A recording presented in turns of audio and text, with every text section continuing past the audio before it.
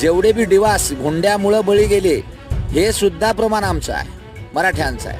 ही मागासलेपणाची लक्षणं आहेत आणि मागासला जर समाज असेल त्याला आरक्षण दिलं पाहिजे. आणि कोणतं सरकार देईल?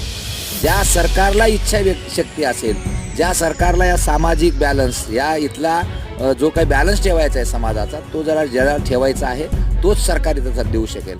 हा का दे माहीत नाही, पुढचं सरकार नाही त्याच्यावर काय बोलणार आहोत आपण. पण ज्या सरकारने आम्हाला आश्वासनं दिले, वारंवार सांगितलं आम्ही देऊ, करू, सांगू, देत नाही. म्हणून याच्यावर आता विश्वास राहिला नाही. आणि याचा सगळ्यात मोठा जो खुनशी माणूस आहे तो देवेंद्र फडणवीस आहे. तो सरकारमध्ये मुख्यमंत्री कुणी बी येऊ द्या, पण सरकार चालवतो तो सूत्रधार मुख्य आहे. आणि तो ओरिजिनल आमचं टार्गेट आहे, लोकांचा टार्गेट आहे, समाजाचा टार्गेट आहे. हा खरा ओरिजिनल अनाजीपंथ आहे. आणि म्हणून हा अनाजीपंथ या राज्यातून नाहीसा झाला पाहिजे, ही भावना लोकांची आहे. कारण हाच आम्हाला खोडा घालतोय असं आम्हाला दिसतंय.